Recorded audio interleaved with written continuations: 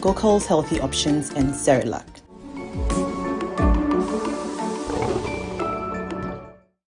Hi there, I'm excited to come your way with football conversations, sports-related conversations, light-hearted, lifestyle-related conversations about the sport that we all love and are passionate about. Make a date with me.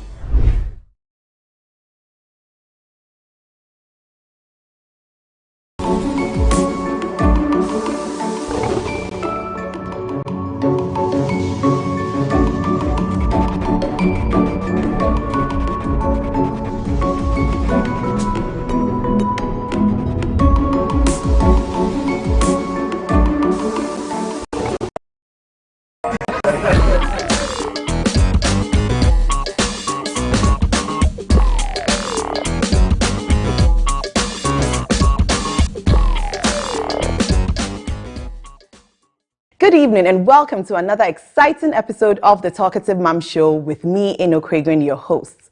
Now, if you're tuning in for the very first time, this show is all about parenting and we highlight women who are killing it in their own small way. Now, they all say that marriage is a blessing and having a baby is also a blessing, but society seems to be giving pressure to new couples to have babies immediately after marriage. Today's guest is going to share all about her experience when it comes to having or waiting to have a child. We'd like to connect with you on all our social media platforms on Facebook, Instagram, and Twitter on MX24GH. Don't forget to follow me on Instagram at Talkative Mom. This show is proudly supported by Cerelac and Gokul's Healthy Options. Stay tuned. Welcome back to the Talkative Mom Show. We are at the Float Wellness Spa. This is Accra's Mommy Wellness Spa.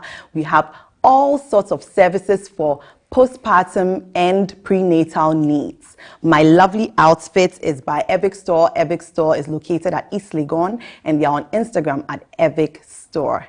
Now, today, as I already mentioned, we're going to be discussing societal pressure on couples to have kids immediately after marriage. And my lovely guest is Chantel Dapa. Hi, Chantel. Oh, okay, you're Boma now. So that's Chantel your Dapa Boma. Okay, so that's your marital name. Yes. Okay. And I want you to just walk us through your marriage, like timelines, because Okay. we are trying to build a story here. Okay. So when did you get married? I got married in October 2016. Okay, Yeah. okay. Same time I got married, October Yeah. 2016. October 2016, Yeah. yeah. And what was it like? Let's talk about marriage first. What was it like? I pretty much enjoyed everything in the beginning. It was nice. I mean, getting someone to spend the rest of your life with. Marriage has been good, but I mean, let's not lie, it's not been smooth. It has its own ups and downs, but in all, it's a great experience. Yeah. So before you got married, how long were you dating your husband, then boyfriend for? I think we dated for a year and 4 months. Okay. Because we met in 2015 March and we got married in 2016 October. Yeah. How did you know you were the one? Or how did he also know you were the one? I mean, it just happened. Yeah. We met and from March, by December, we knew we wanted to be together. Right. And I'm a Catholic, so it's a 6 months counseling. So Okay. January, we started counseling. Right. Yeah, so that's how it happened. Yeah. And what was your plans in terms of having kids and stuff like that? We live in Ghana, and in our society, it's like you get married and people literally expect you to have a baby, Yeah. or think that you actually want to have a baby immediately. What were your plans when you guys got married? We were both not ready to have a baby. It was definitely not in the first 2 years of our plans to have a baby at all. My husband wasn't ready. I wasn't ready. Our careers were booming, and we were just not ready to have babies. So having babies in the first 2 to 3 years was just not part of the plan. Okay. And that was something that both of you Yeah, agreed? we both agreed on it. We were both on the same page. Yeah. So during that 2 years, I'm thinking, okay, you've gotten married. You've decided you're going to wait. You don't have to go and stand anywhere to announce this. No, not at all. But then here we are in a society where people are like, oh my goodness, probably, she can't have a baby. Yes.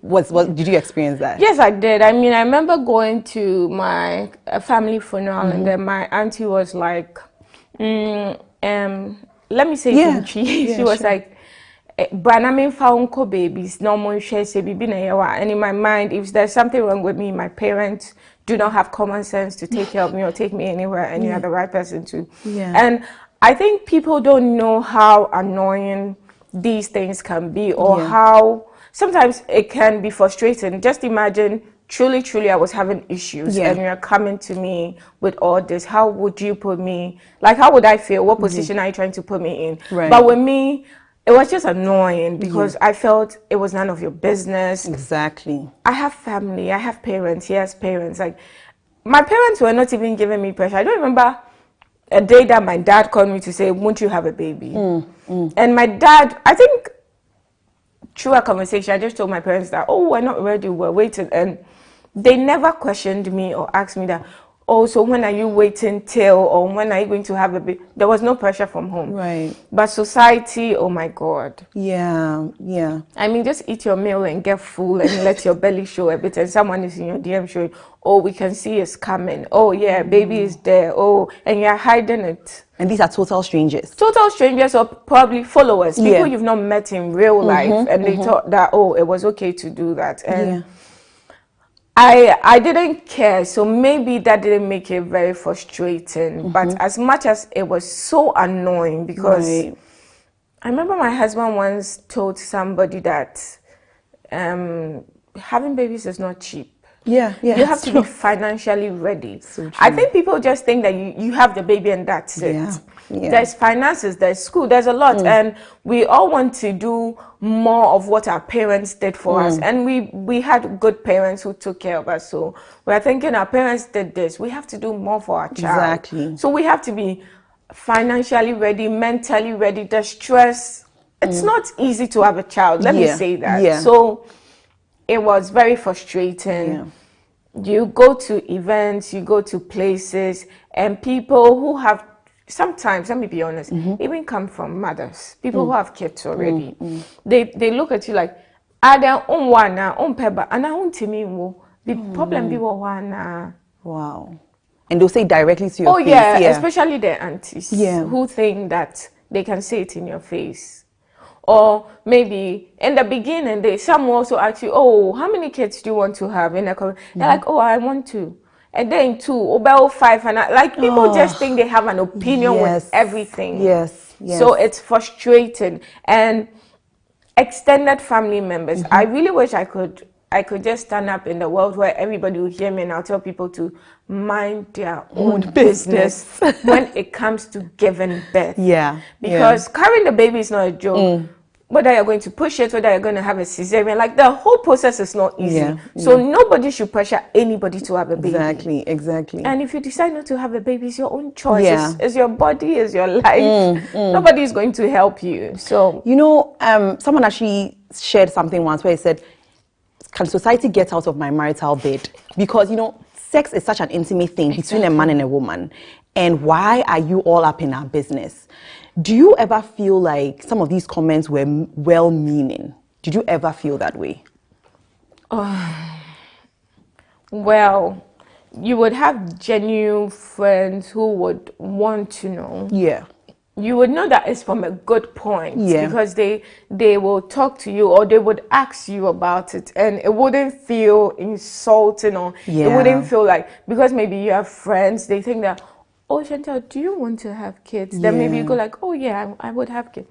So are you waiting when you plan? So that's more like a conversation than just poking your nose into. And I think you have to have a certain level of friendship with someone, or a relationship with someone to ask such questions. So yes, I felt at a point where I felt people really cared and just wanted to, oh, are you okay? Are you sure you're okay? Because sometimes somebody thinks you're not having a baby and maybe you are struggling, so you're emotionally down, and they just want to be there for you because they think there's a problem or something. That was a bit different. Yes, I experienced friends who probably thought that maybe she's struggling, maybe I should reach out and ask if she's truly okay. And then I experienced people who were just nosy. Who just want to be in your business. So, like, looking at all these things that happened, did it affect your marriage in any way? No, it didn't, because my husband, he's a carefree guy. he was not bothered one bit. Like, even to the point where we decided, okay, we are now going to have a baby. He was never bothered. Okay. I think I even said that, okay, I think we should have a baby now. Yeah. I'm sure if I didn't say it, we will still not have a baby. Wow. Okay. He's not bothered. Like, yeah. My husband is not bothered. Okay. He's okay. Yeah. He was just okay because right now the pressure is on. You leave the baby with him and like, when I come for your child. So he was just in a good space. He was okay. Yeah. Okay. So he was never bothered. He was never on me like, okay, let's have a baby. Never. There was never a moment like that between the two of us. Okay. So let's fast forward to when you were ready. Yeah. How did you know you were ready? I think COVID made me know. Okay. So this was in 2020. Yes. Okay. So I think we enjoyed our marriage. 2018, 2019, 2017, 2018, we're enjoying our marriage. Okay. Before, the plan was to enjoy it for 2 years and make babies, which would have been 2019. Right. But the thing was, 2017, 2018, we enjoyed it, traveled, did all the fun things. Right. 2019 was just not the year to make a baby because that was the year that our marriage was challenged. Right. So it was just up and down here and there. Okay. So 2020, COVID hit and we're left home alone. I'm like, okay, we can just take advantage of the situation. Exactly. You're locked up indoor all day. So we literally dragged our mattress from our bedroom to our living room. Put it there, and that's what we decided to consummate. We're like, okay, let's watch, because we don't put televisions in the room because we think the bedroom is just a place to relax. So we're like, okay, let's just sleep in this living room, watch all the Netflix shows, and then so that was when I actually brought it up because, as I said, my husband, I don't think he would have ever brought it up. Yeah. I'm like, okay, do you think we're ready to have a baby now? And he's like, it won't be bad. Yeah. he wasn't like, okay, yeah, let's have it. So he's like, okay, it won't be bad. Yeah. I'm like, okay, so are we going? Because we were obviously doing things that won't make us have a baby. I was going to ask. Yes. Yeah. So you're on birth control. Yes. Okay. We're doing everything that will make us have a baby. Exactly. So then we hit the point where we're like, okay, because I have to discuss it with him. I can't just take the decision. Yeah. And he wakes up and like, hooray, I'm pregnant. So I'm like, okay, so let's have a baby. Now I'm like, okay, I think I need to check with a guy. Just check. Sometimes you just want to check and make sure you're fine. As much as I know I'm fine, I just want to go to a gynae, blah, blah, blah. So I visited my gynae. Shout out to you, AK. And he's like, oh, you're good. Go and do what people do. So that was it. And I think I visited AK in July, August. Of 2020? Yes, July, August. That was when I visited him, and then I did just a thorough general checkup, and I was just fine. Okay. And then in November 14th, I found out I was pregnant. Oh wow! Okay. And it was very emotional. Emotional meaning? Were you happy? Were you? It was mixed overwhelmed? Feelings. I was overwhelmed. I'm like, wow, I'm going to have a baby. I'm going to be a mother. Yeah. Oh wow, I'm going to breastfeed. I was actually on the WC. That's where I found out. My husband was out. It was a Sunday. Yeah. He had to run some errands. So I was just sitting there, laughing, crying, everything. I had all the emotions. Yeah. Everything was in between. Now I was planning how I was going to announce it to my mom, to my husband, all the cute things. So it was very overwhelming. Yeah. But trust me, it was a pregnancy I wanted to hide, not because of any witchcraft or anything, not at all, but because everybody was in my business. So I just felt that I'm not even going to let them know. Yeah. Because I really enjoyed people journeying their pregnancy on social media, and I wanted to do that, but I'm like, they're already in my business. Yeah. So let me just hide my thing. Okay. And God being so good, nothing really showed that I was pregnant. Yeah. I think I even came on your live. Nobody really saw that I was pregnant. I was almost due then. Wow. Yeah, because I think that live was in June something. Yes, I delivered in July. 5th July. So I had 6 months I could go out and nobody saw I was pregnant. 7 months. I went out with my husband's friends. So when I delivered, people were even questioning it. Did she carry a baby?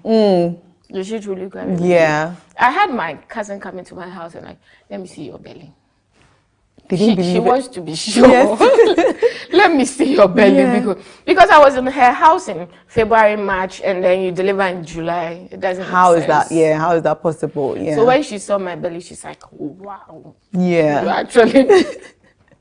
So after your cousin checked and all that, do you have people not believing that you've had a baby? Yeah. I still have people who look at me like, are you sure you had a baby? And I don't owe anybody an explanation. Exactly. I mean, I have a whole video of it, but will I post it? Let's see. Yeah. I will maybe when she's 1. But I'm happy with where I am. I'm okay with my daughter. Do I want to have another child? I'm still not sure about it. Yeah. But hopefully, I want another child, funny enough, from not being ready to wanting one to wanting another one now. So, yeah.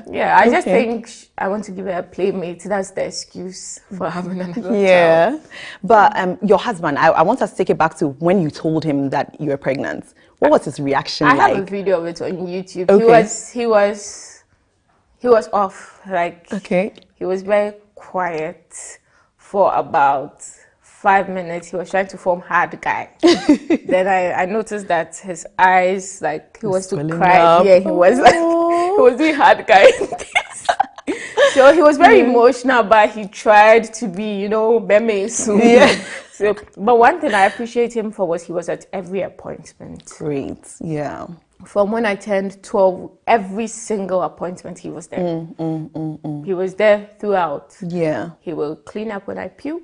He was just there. Yeah. And that, I think that grew our love and bond very more because I thought he was going to be scared. But he showed me a total different side of him. He was there from start to finish, to baby coming out, cutting the cord. Like, he was just there and I was actually surprised. Yeah. He could do that because I thought he'd be scared or something. But he showed me a different side of him and I appreciate and love him more for all that he did during that moment. And I think he's changed more diapers than I have. Wow. No, that's great. I think he has changed more diapers. He's always on night duty and I'm on day. Yeah, that's great. So he allows me to sleep. So after 8 p.m., your daughter is your responsibility. So I don't wake up at night. He takes care of her. That's good. They feed, they change whenever she wakes up at night. She doesn't wake up much now, or sometimes not at all. Today she didn't wake up. How old is she now? 9 months. 9 months, okay. So, I remember you even mentioned that, it's on YouTube. I remember that you documented your journey, your pregnancy journey. What made you decide to do that? Just because I'm a content creator and because I think I want to look back at it, or I want my daughter to go and I will show it to her. So that alone just felt like, okay, I need to document it. Yeah, that's why I did. Yeah. And what has the reception been like?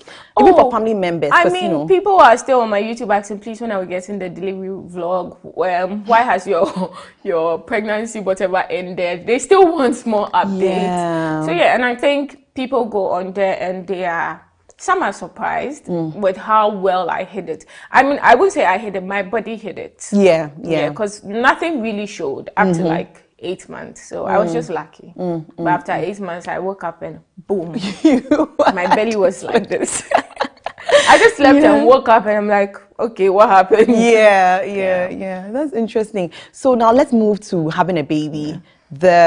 The process, I'm talking about labor. So you had a vaginal birth, didn't you? What was that like for you? Okay, I feel my doctor just took me through a lot that I knew when baby would come, signals, and when to expect it. Okay. So I think on a Sunday I had a bloody show. Okay. So when I called him, he just said, okay, I know how it'll be like by morning, you'll be CM dilated. He just narrated it and laughed. Okay. So after the bloody show, I had the ball that I used to bounce on. So I'm like, you're coming today. I sat on my ball, I bounced. And before I slept around, that day I slept late. It was after 1 a.m. I had this funny menstrual pain. I just went to sleep and then 4 a.m. everything kicked in. Wow. That was when the real pain began. That was when I was like, okay, this is it. Like, you people don't, I mean, people talk about labor, but they don't talk about it enough. You know what, I mean, it's getting really juicy, and I want us to dive even deeper into this conversation. So we'll go for a quick commercial break. When we come back, we have more. Welcome to Gokul's Healthy Options, the complete solution to all your vision and health needs. Our services and products include eye tests, frames, rehabilitation aids, and superfoods. Follow us on all our social media pages at healthyoptions.gh for more. Or find us in Accra at 5 Tabon Street, adjacent Sedco House. See better and feel healthier today with Gokul's Healthy Options. Who say God no day? Who say God no day? Who say God no go fit make a way? Who say God no go do am again? Who say God no day? Who say God no day? Who say God no go fit make a way? Who say God no go do am again? No go do am again. He go do am again. Who say God no go fit make it rain? Who say God no go take all the pain? Who say God no go fit make it change? He go they do make it bust your brain. We go they cruise where you just complain. When our enemies go they do skin pain. But we be cool where we just maintain. Massa, ebe yanka susu kasa. Jinan China mindi massa. Mi hanki na mi himansa. Massa, nana nyami ni kita ansa. Mela me nyami ni kita power. Jinan China mindi massa. Who say God no day? Who say God no day? Who say God no go fit make a way? Who say God no go do am again? Who say God no day? Who say God no day? Who say God no go fit make a way?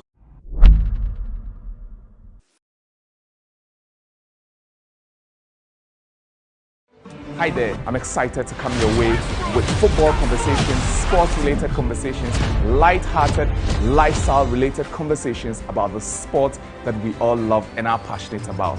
Make a date with me.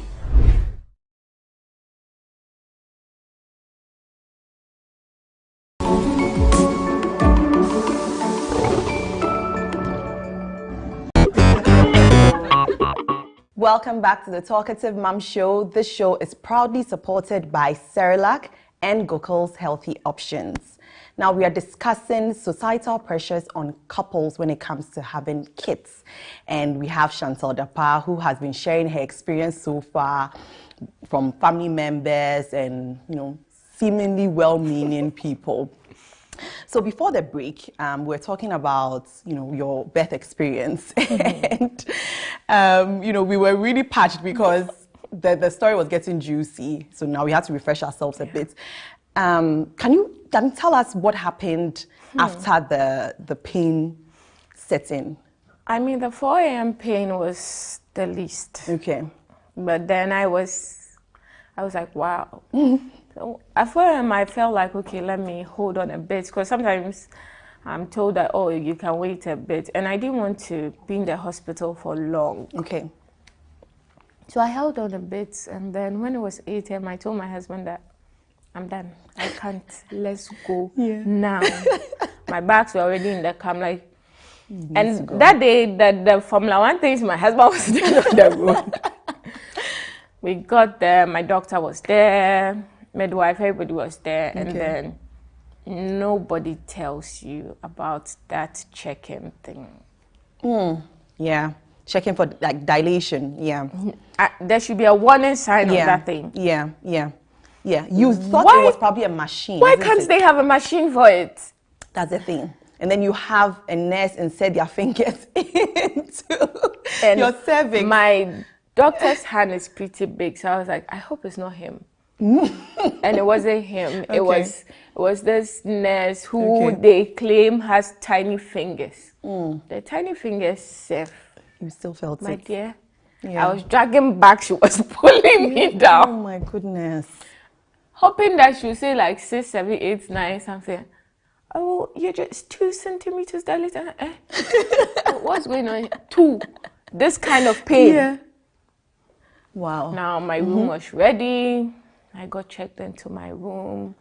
And you know that thing they put on your belly to check the heartbeat and everything? Yes. It got so uncomfortable. I'm like, take it off. Yeah. I was just uncomfortable. I'm like, see, come and check it every now and then. Just take it off. Yeah.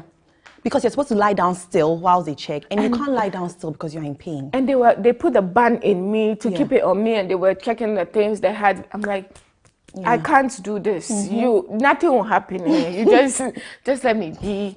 I was rolling from left to right, and then my mom has given me other reasons that an epidural, and my neighbor took epidural. God. So I opted for a method or something. Okay. So eventually I was checked in by 9, I was in my room. By 11, 12, they checked again and they're like, oh, you're doing well, you're around 6. No, I think 5 or 6, something. Right. I'm like, see, I can't this pain, so just give me the Methadol. Yeah. God being so good, the Methadol was administered and finally I was sleeping now. Some relief. Yeah. They said somebody, my husband said, I was sleeping, I don't know what happened. My husband said a midwife came around and said, oh, I wasn't dilating fast enough. I woke up to some severe pain. I don't know what she shot into the drip. Oh, no. I just woke up to some kind of pain. Oh, like the pain. Like back to back. I just couldn't take it. I was just rolling on the bed, screaming here and there. And then my doctor came. Oh, and nobody tells you about that catheter. That catheter thing they put there. They said it as well. Yeah. But my doctor said, oh, he was going to give me like a silicone catheter, which was a bit manageable. So the catheter was in, the band was on my belly, the drips were the machines, like, I'm like, wow. And I'm going to be very honest, at a point I felt I'll die. I felt I can't. Like the pain was too much for you to bear. I just felt I can't make it. I think this is going to be the end. Oh, I felt the same way, so I know what you mean. I just felt like, you know what can come, can come. Like let's fast forward to the birth. So how exactly was that? So by I think 5:30, I saw them wearing their gloves, pulling, and my water didn't break, so they broke it. Oh, okay.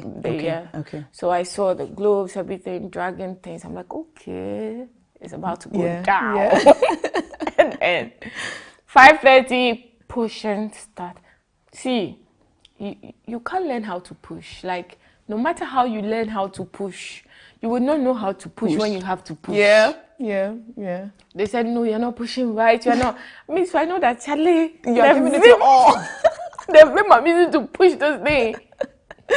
So I push, only for them to tell me, oh, you're too small down there, so we have to. You have to do what? Make an incision. Oh no! Cut me. Yes. I started screaming. I told my, no, I can't do this. No. They shouldn't have to do it. So my husband had to come and talk to me for like 5 minutes. He's like, Mommy, you have to do this. You can't. Baby's huge, 3.3. Wow. They're pretty small. Yeah. So they went ahead. So they gave me the injections on all the sides to numb the place, and they went ahead. My husband said they cut me 2 times. They said the first one, and I pushed, the baby didn't come, so they cut again. I didn't feel it because of the injection. Yes. So he was the one giving me the backstory that you were doing your mom. They shouldn't cut you. They cut you twice. You didn't even see. So 5:55, baby was out, and I have a footage where I was just like, when they gave the baby to me, I was just like, oh my God, I did it. So I have a friend in London who calls me, oh my God, I did it. So I mean, after 5:55, she came out and it was just beautiful. She was okay. She was fine. They did all the checks and how is motherhood today? Today, from then till now, how has it been like? I think now I have a hand of it. I know how to go around it. I've adjusted. Okay. The first week I cried every day. Wow. Because I didn't know what I was doing. I just didn't know. Like, why are you crying? You just ate. You just got a diaper change. Why? And I just realized that babies just like to cry sometimes. Yeah. So for the first 7 days, I cried every day. And after that, I was like, okay, I'm here. I have to do it. So now I enjoy it. It's nice. Her little smiles and the way sometimes she crawls and she stands. So the way she'll stand and climb you and just hug you. She'll just give you a cute hug and put her head on you. Like, okay, it is worth it. So now I enjoy it. Now it's fun. But the first 3 months I was going nuts. But don't you think that right now they are more interesting. Yeah. Back then it's just sleeping, crying, eating, sleeping, crying, eating. So it's like very routine, and also you're figuring it out. Yeah. And that's the crazy part, because let you go out there, you're not fully healed, and you have a baby to take care of. The healing part is another story. Yeah. How long did it take for you to heal? I think it was actually when I felt I was okay, like maybe when she was 4 months, 3 to 4 months, because that stage, nobody, like, it's just, you can like when you see me sitting like this, it's not flex, so may breath. You can't sit on your bum. You're just trying to figure everything out. It's just not. And they don't tell you enough about it, so you have to be going around. My thanks to my doctor, he was just a call away. I was just going, relax, you'll be fine. So I had this cooling part, like my hack was the breastfeeding pillow. So I would place it on the couch and then sit so that it's like I'm not directly it's not directly touching it, and then it's suspending. Oh my goodness. I'm like, why am I going through this? I know. Then you go through the breastfeeding struggles, and then a crying baby and all that. So breastfeeding is the real ghetto, is a struggle. Like motherhood is a struggle. Till babies, like after some months or even a year, they are even when they walk, they say there's a different face to that. I'm sure you know that. It's like you're getting excited for them to walk, and then once they start walking, they never stop walking, and then they're destroying the room. It's just mine has started putting things down, so you're ready. My house is now clear everything. You can't keep anything there because it'll go down.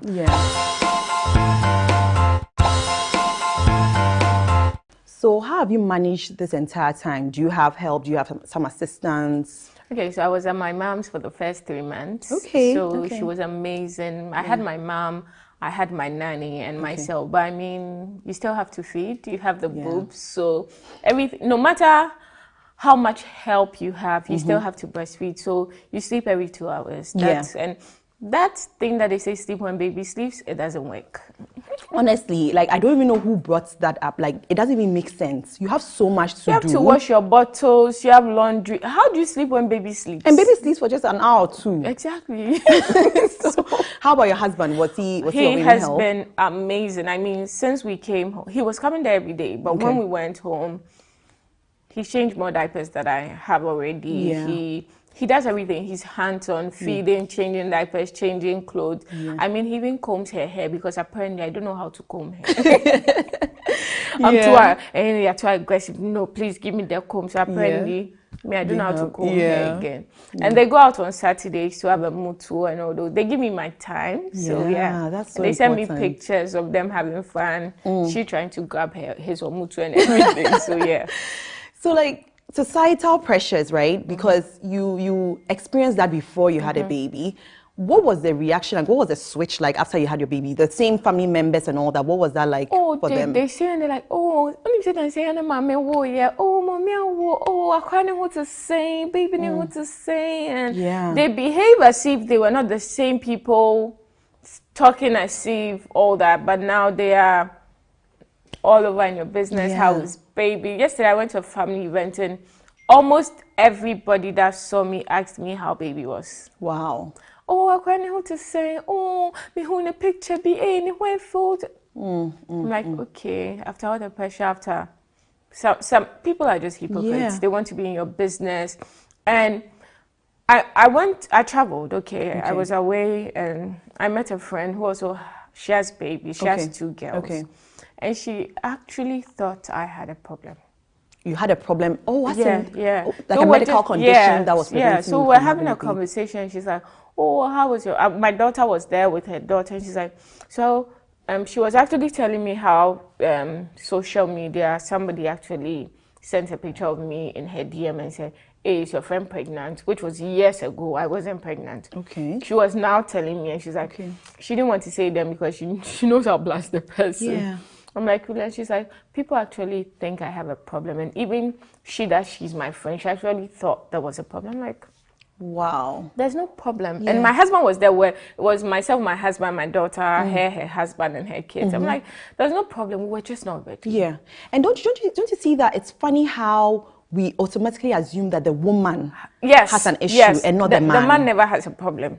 It's always the woman. You know, it's always the woman. She was upfront and personal with me, like, oh, I thought you actually had a problem. Do you think your husband ever experienced any of these pressures from society? Did anyone walk up to him to ask him about this? I don't think anyone can, because he's very cool and calm, but he'll tell you his mind. Yeah. So they know him for that. Okay. I mean, he will hear maybe somebody said something, but I don't think anybody came to him personally to say, oh, why don't you have a child? Yeah.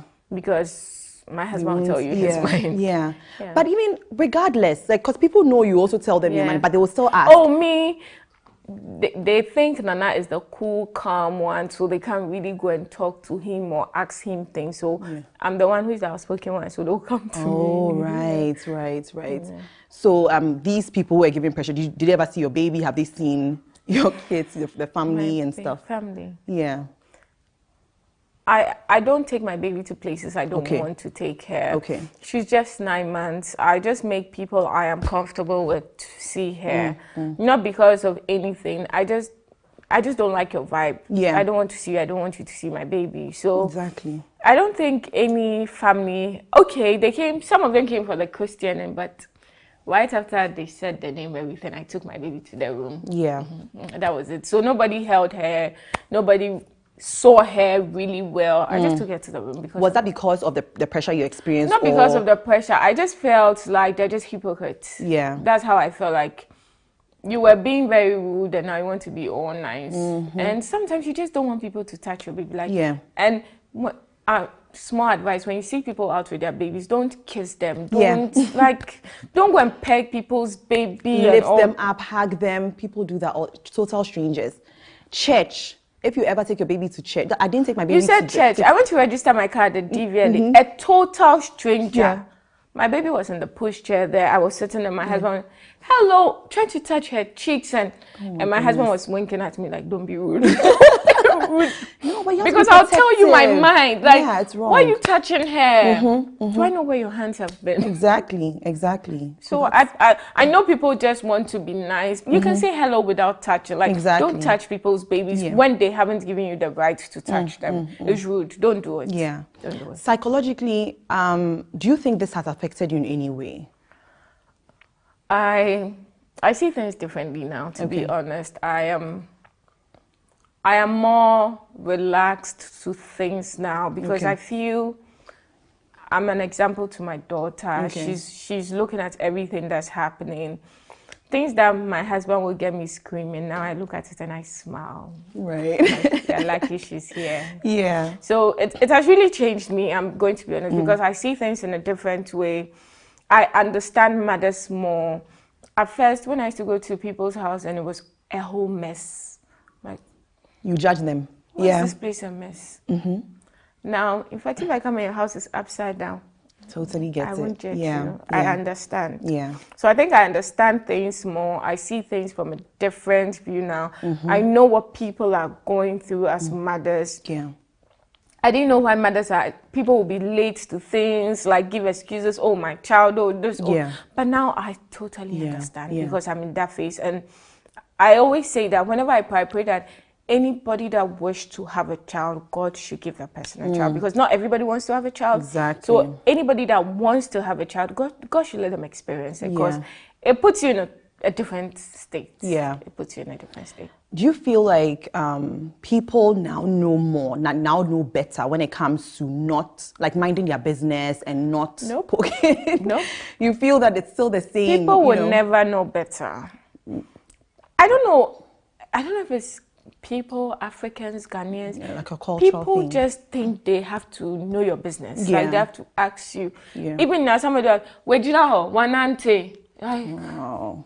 But when they say, 9 months, one auntie, where did I go? Yeah, they were. Like, people will never know when to stop asking certain things. They're in your business. They're with you. And that's why my husband will ask you that, you do seek an action, and I'm like, you're asking questions. You've not even bought 50 pesos. So why are you asking questions? They said if you want unsolicited advice, have a baby. Exactly. Because, you know, people... everybody knows everything. No? Yeah. Everybody will advise you, see. Do this, do that. In fact, say your daughter or your son has a flu.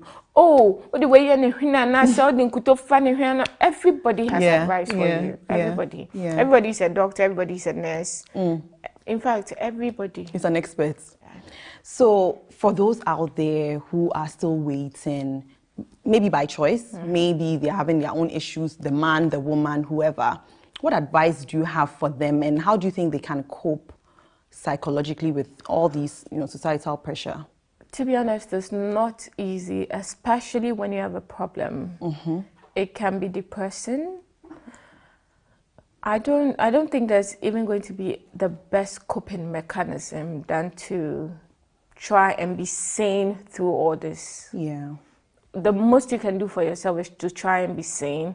And when you think it's time to speak up or you want to say something to someone, I think you should. Yeah. Because sometimes you say it and it gets off your chest because there's that one auntie, that one uncle, that one relative who is always in your business. And the moment they question you, it dampens your spirit, you're depressed. I think sometimes our parents should allow us to get up and speak our minds to them and let them know that it is my marriage, it is my choice.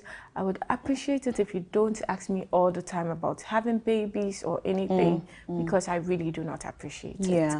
So the best they can do is to, one, be sane, two, if there's a condition and you can seek help, seek help. Because sometimes people are going through problems, but they find it very difficult to seek help. That's one thing. People find it very difficult to seek help or even try and tell a friend or somebody they know that this is what I'm going through and I need help. So if there's a problem, seek help.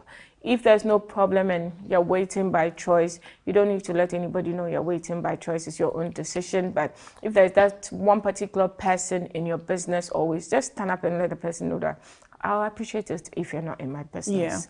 And to everybody out there, just do not be in people's business if you don't have to. What's one thing that you did to keep sane throughout that period? I think it was the fact that I had a man who wasn't bothering me about it. Like, my husband never woke up one day and said, hey, when are we having babies? It never happened. And I also feel he has respected, appreciated me more ever since we had a baby, because he was there, he saw everything. So I think men generally respect, love, and appreciate you because they can't do it. And I will say it again, they can't do it. No, men think they are men. They can't carry a baby. They can't deliver. They can't. They can't do it. How about someone out there whose spouse is not as supportive, you know, also wants a baby, you know, maybe you are not ready. And that's the thing about motherhood, because it's so draining psychologically, mentally, I mean, all that's like physically. I know, I always say that before you marry, there should be that discussion. Okay. I feel people jump into marriage without talking about babies. Okay, if we don't have babies, what's the next plan? If we have a problem, what's the next plan? And if you have a partner who is not supportive, apart from trying to keep sane, trying to talk to them, trying to let them understand where you are, I think that's the only thing you can do. And partners, try and be supportive, because motherhood is not easy. It's not an easy task. It's not an easy journey. They should have the discussion before. I think that's before. I think for you, what I think what saved me was you guys we had the discussion. But if you didn't discuss and you're in the marriage now, the only thing you can do is to try and have the discussion now, because you're already in it. Right. And I think men should support women, especially when their parents try to come at their partners. Oh, why don't you have a child now? I think the men should be able to stand up, because sometimes the men are just quiet and their parents are attacking their partners left, right, center, and they're just looking at us. I think men should also get up and tell their parents that we're two people in this relationship. If marriage, if the child is not coming, it could be my fault too. Exactly. So do not go and blame my wife, and it's our decision to take. Exactly. So I think men should stand up for their wives in such situations. Oh, Chantal, thank you so Thanks for having me. loved this discussion. You're so open and honest. Thank you. Thanks Thank for you having so me much. so much. So what I want you to take away from this conversation is that sometimes it's not just on the woman, it can be on the man, but as a society, let's just try and mind our own business, because you cannot produce a baby for a couple. All right, so we'll go for a quick commercial break. When we come back, we have Work It. If you're into content production for digital or TV, say hello to the MX24 Studios. We're the prime location for your music video shoots, live productions, TV shows, and more. From state-of-the-art equipment to a very skilled production team, we've got you covered. Step into our modern and spacious studio with a changeable lighting system and foolproof sound. Our touchscreen studio projection monitors come with other features, including Wi-Fi connection, screen mirroring, and a remote workspace mode. Take advantage of our high-quality cameras to shoot in 4K and a variety of the best lighting equipment guaranteed to put life into your sets. Locate us on the first floor of the Silicon House building off the Boundary Road, East Legon. Give us a call on 024-235-5956 or 054-454-8612. You can also email us at info@mx24gh.com. Hi there, I'm excited to come your way with football conversations, sports-related conversations, light-hearted, lifestyle-related conversations about the sport that we all love and are passionate about. Make a date with me.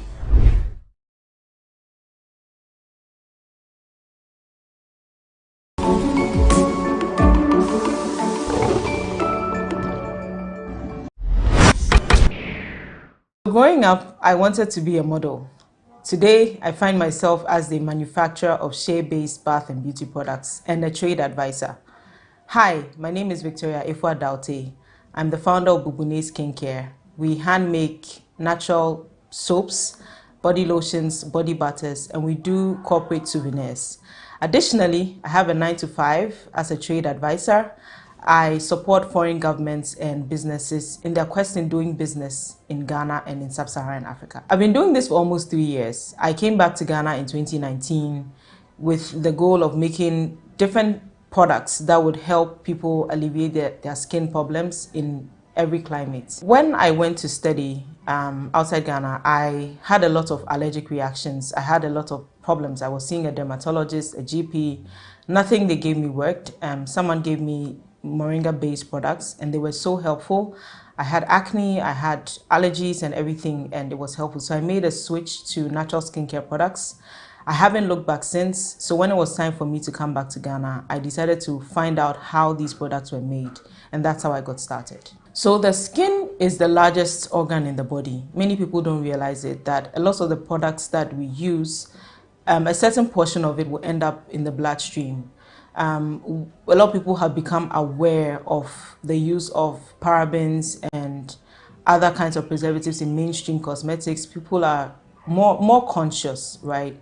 And so we decided to harness our local ingredients, the shea butter, the baobab oil, the moringa oil, which are actually very packed with antioxidants and antibacterial properties, and transform them and make them into products that people will be proud to use. People know about shea butter, but often they don't like the smell. But there's a lot of healing properties in it. And in buying made in Ghana products, we are supporting the women who make these products and help them tell their own story and empower them. We make all the products in-house. I have a production team. And we normally do the products in bulk, and then we concentrate on marketing. So we do exhibitions and things to promote the products, but everything is made right here in our production facility. Our production facility is ISO certified, and the ingredients that we use, the whole idea was to use local ingredients as much as possible. So we use shea butter, moringa oil, baobab oil, hibiscus, carrot oil, hemp oil, all the things that we find in Ghana that we've in the past taken for granted, but we want to transform them and make world-class products right here in Accra. It's been exciting. I've always been an entrepreneur, so I had a fashion business some years ago. So far, we've met a lot of amazing people. I just came back from Germany where we went on a business trip to meet potential business partners, and I came back with so many ideas. I made so many amazing connections. So yeah, it's been an exciting journey. I've learned a lot, and it's also changed me as a person. So I always say that as business people, we are not competitors, we are co-petitors. So some of my major wins have come from other beauty entrepreneurs. So we had our first wholesale order to the US, and that was an opportunity that was given to us by another soap maker, Kinku. And then some of the moments we've been most proud of have been the feedback that we get from our clients who talk about being healed of dermatitis within 3 days after using some of our oils. And funny enough, that oil was formulated to be a facial oil, but it healed her son. We've had the opportunity of shipping products to the USA, Germany, Estonia, Belgium, and in Ghana, the market acceptance has been really great. So those are some of the moments that really make me proud. When people use the products and they see the benefits of using our local ingredients, those are the things that get me excited. Some of our challenges have been, one, human resource. I feel like there's a disconnect between industry and academia, and we would love to collaborate with academic institutions so that students can come here and gain practical experience, because we've hired university graduates and sometimes they don't even know how to write an email. And so those are the things that I find very challenging. The second challenge that I would say has to do with the lack of knowledge or the lack of the availability of some of our core ingredients. And it's really unfortunate because, for example, stearic acid, which we use in making body lotions, is derived from castor oil. And the castor plant grows in the wild in Ghana, but we are not developing value chains. So we import a lot of the things. But we've limited ourselves to the products that we produce currently because we want to stick to the whole idea of using locally made ingredients as much as possible. So it's tough to be a mother, a wife, a business person, and have a 9-to-5. There's a saying that behind every successful man is a woman. And I think more women would go further if they also had wives. But my husband is very supportive. He's the type who cooks, he can take care of the baby, and he pushes me to achieve all my dreams. I traveled for 2 weeks. I travel a lot with my 9-to-5 and also with my business. So it requires support. We get support as much as we can from family, from friends. You have to be structured. You have to have the support of everybody around you. So I rope everybody in. I have employees in the business. So we have an operations person, we have productions people, we have sales people, and there's strict job descriptions, there's KPIs that they have to meet, and we monitor and measure everything that they do. You can't do it alone.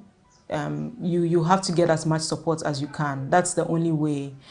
Eventually, you will see that one is suffering. So at some point, you may have to take the decision that, okay, I want to focus on my business. I want to focus on my job. You have to choose. So I'm working hard so that the business becomes big enough that I can quit my 9-to-5 and focus on this, because this is what really gives me fulfillment and this is what I'm passionate about. I want to be the Body Shop of Africa. I want to have stores in every major African city. I want to employ more people, do more social impact. So this year, for example, we donated to City FM's Easter Orphanage Project. We've supported Pregnancy Matters with a donation to NICU mothers. So we want to have more social impact. And ultimately, I'd like to have the factory in the north where the shea butter is produced. Because now, unfortunately, they're cutting down the shea trees because they don't see the economic value. It is only when we locate our production facilities there that will stem the tide of rural-urban migration. The one lesson that I would say I've learned is to be true to yourself. It's good to take advice, but you ultimately have to know that this is what I want, and then you go for it. People will give you advice, but if you're not careful, you sway to the advice. There's nothing wrong with taking advice. I'll give you an example. At some point, I considered entering the mass markets because I felt like there were too many of us competing for a very small middle class. So I wanted to try the mass market, but I didn't take my time and analyze the market. So I rushed and we made a lot of body lotion. In the end, we donated it, but I learned the value of taking time and growing organically, growing at your pace. So I'm learning more and more to to trust my instincts, to believe in myself and my products, and to grow organically. That's the only sustainable growth. I would say for any mother who has a 9-to-5, or any woman who's a mother, has a 9-to-5 and wants to start business, don't let analysis paralysis catch you. Don't overanalyze. Just start it. But have a long-term goal. Often, as women, and especially as African women, we limit ourselves to small businesses.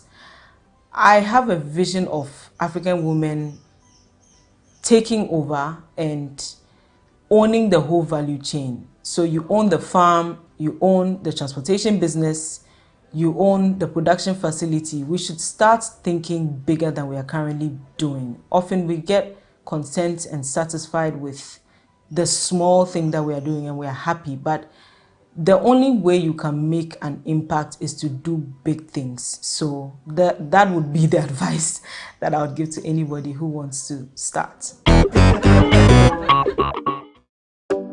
Welcome to Gokul's Healthy Options, the complete solution to all your vision and health needs. Our services and products include eye tests, frames, rehabilitation aids, and superfoods. Follow us on all our social media pages at healthyoptions.gh for more. Or find us in Accra at 5 Tabon Street, adjacent Setco House. See better and feel healthier today with Gokul's Healthy Options.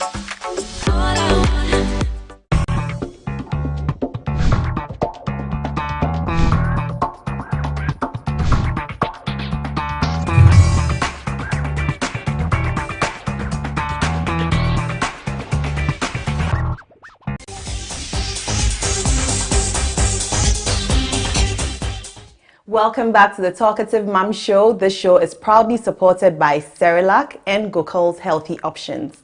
Now, that was Victoria Abai, CEO and founder of Bubune Skincare, a plant-based skincare that is great for moms and babies. So go out there and shop with Victoria. Now, today, my mom plug is Frimpoma. Frimpoma is the CEO and founder of Magnolia. And Magnolia is a prayer box. Yes. And I just want you to tell us what inspired this business. Okay, so thank you very much for having me on the show. You know, and initially it set out not to be a prayer box. Okay. And it's interesting how God will have you do certain things that He wants to do. Yeah. Initially, I set out to create something during the lockdown period that will help brides, make them feel like that day was very symbolic. Because as you know, there are no weddings that were allowed to take place. So I thought, you know, perhaps why don't I create something like a ring box that has your monogram on it? Because prior to this, I was in the business of designing digital invitations. That's true. You're great at this. Thank you so much. But career-wise, I am an architect. So still in the line of everything designs, I thought, how can I bring my knowledge of ergonomics and functionality? And as I prayed through, this thing really evolved from one element to the next. And for me, it was very symbolic because I said to myself one particular day, before I set out to start this, I said, you know, as women, we always say, I desire to open a shop, or I have this plan of creating this thing, but we never actually do it. That's true. So for once, I'm actually going to step out and start creating the first element, which was a journal. So which one is a journal? So this is the journal. So this says visualize and pray journal. Okay. And the idea behind it really is that we, you know, as women, this prayer box is designed for women. The Lord does so many things for us, but just like, you know, childbearing, right after you push, you forget the experience. That's true. We're quick to forget the things that God has done for us. So in these pages, you have the opportunity to write down, be it a dream, an idea, a vision, and then document the testimony below it. Okay. So the idea behind this journal is that as you flip through the pages, you can look and say that, oh, on this day, God did this for me. He can do this as well for me. And motivate yourself, edify yourself. And then you can look back, read it and say, oh my goodness, on this date, this is what God did. Yes. Oh, this is amazing. Yes. So your personal testimony book, your personal journal, to actually visualize what God has done for you. Great. And I've seen that you have, you know, these bookmarks, month, quarter, year, and all that. It's really detailed. And then what next? And then we came to the planner. Okay. And as you know, this was hatched during the lockdown period. Okay. And I just had my firstborn, my daughter. And for me, I saw days, weeks go by where you haven't even been able to connect. You haven't been able to read your Bible or even pray, because there's just so much to do with motherhood. Exactly. So by the inspiration of the Holy Spirit, you know, he said, look, put this down, give them the option of doing at least one thing a day while they are taking their to-do list. Okay. So memorize a verse, listen to a sermon, time in praise, and to understand that connecting with God is not just speaking in tongues. Right. It's not just going for that all-night service. Right. But you can do one thing a day. And most importantly, cultivating the habit of praying for people, for your family, for your country, and prayer of gratitude. That's so important. Yes. Yeah, giving gratitude to And God. the idea behind this is that as you fill this out, as you take off your to-do list and priorities for the day, you develop and cultivate that habit of connecting with God. And so that's the essence of the planning and prayer. Plan and pray. Oh, great. I love this. It's so different. Okay. And then I can see a gold pen. Yes, okay. of course. So a bit of luxury, even anything to do with God has to have excellence with it. And woman, you are worth it. So why not have a piece of luxury? Okay. So what is this? And then you have 100 days of prayer. Okay. For those women who do want to connect during the day, they're busy, but you don't know where to start from. Right. You don't know what prayer topic to lift up. Well, here we have 100 days of prayer points and declarations. Right. So it can sit by your bedside, in your office, wherever, and just to keep you going and keep you connected, because the key is connection.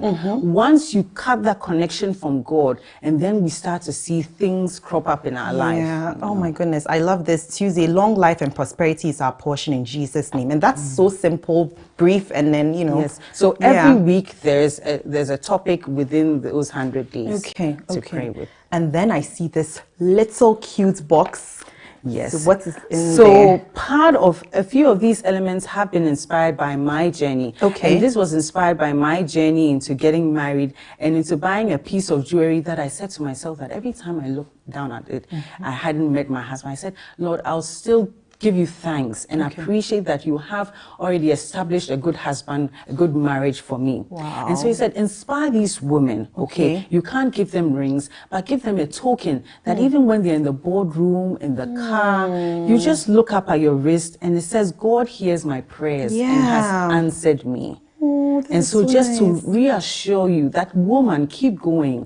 God has heard your prayers and he has answered you. So that is what is inscribed on there. That's what is inscribed. Right. So every element in here is meant to inspire you and remind you to keep connected. I see this, darling, your prayers carry power. Because they do carry power. And we need to remind ourselves, even while sipping our morning green tea or having a cup of Milo or whatever it is, that your prayers do carry power. So I see that this has a shiny element to it. It sort of looks like the rainbow. Holographic. Okay. And that is indeed, it was done on purpose to signify the rainbow that God showed Noah, after the flood, to remind us all of the covenants that we have with him. Okay. You know, so that in itself is done deliberately. Oh, wow. And then you have the 100% prayer pouch here. Okay. This also has a rainbow element to it as well. Yes, it says made from 100% prayer, advanced fear-free formula. So it's a play on words, but it's really just to show us that, woman, you should be sold out completely to communicating with your maker. He is your father. He is the one who cares for you. And have no fears. When you pray, have no fear. Sometimes we pray a prayer topic and we pray it out of fear. Yes. Because you pray not knowing whether God has heard you. But really, there should be no fears once you are made from 100% prayer. Yeah. And then what's the last thing? I see a pouch over there. So what we have here, we have two forms of presentation. Okay. Should you require a gift version, it comes beautifully wrapped, and then we have a velvet envelope that goes with it that you can have your message written on. Okay. Let me for see a what friend, this looks like. for a sister. Right. Okay. Okay. And then we have here this holographic pouch. Should you want to purchase the bangle on its own? Okay. Yes. Okay. So you have that in there. Yes. Okay. So that's lovely. So this comes with all these elements in there, and then it comes wrapped just like this. Yes. Oh, that's lovely. That's lovely. So where can people find you? So mostly selling on Instagram. Okay. Instagram name is at Magnolia, but by ADG. Magnolia by ADG. Okay. Okay. Do you have a website? Yes, we have a website, www.adgallery.gh. Okay. Okay. What does AD stand for? AD, so that was the AD Gallery is the mother company that hatched Magnolia. AD is Amadua. Dua is my maiden name. Okay. And Gallery, because as I said, being an architect and going into graphic design, I'm really passionate about all things design. Right. And all things beautiful. So really, AD Gallery is a gallery of beautiful works. Yeah. Oh, this is lovely. But how has the journey been like so far? So you've had, this business has been in existence for about what, 2 years? September. Okay. September. Year. Okay. Yeah, so we're coming up to a year in September. And really and truly, it has been challenging because I do everything on my own. And then having kids as well, it's really challenging as a mother. Yeah. And I think this is the true reason why this thing was hatched. Because as mothers, we have such busy lives that it's difficult to really find that time that you would have when you were single and was able to go to church unhindered by any kids. Yes. You know, now you even want to go for a Sunday service. You have to plan ahead. You have to plan ahead. You really have to. Oh, this is, but you've done so well anyway. Do people know about it? Are people enjoying it?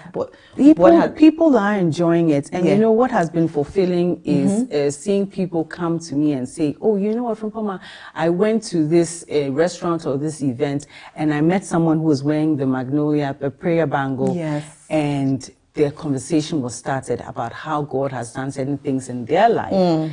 And for me, that is a true testimony to what God can do should you avail yourself. Yeah. Because on starting this journey, I thought to myself, how am I going to tell my parents that as an architect, I'm designing notebooks?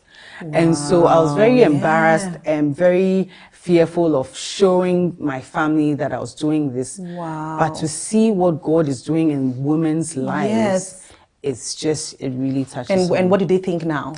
So proud. In fact, the first day I showed this to my mom, just a month before launch, she said, I mean, permit me to say this in Ghana. She hit the table and she said, oh, Mali, NLA, it's an Oya TV. What does that mean? She said, oh boy, you are lying. You have to go on TV with it.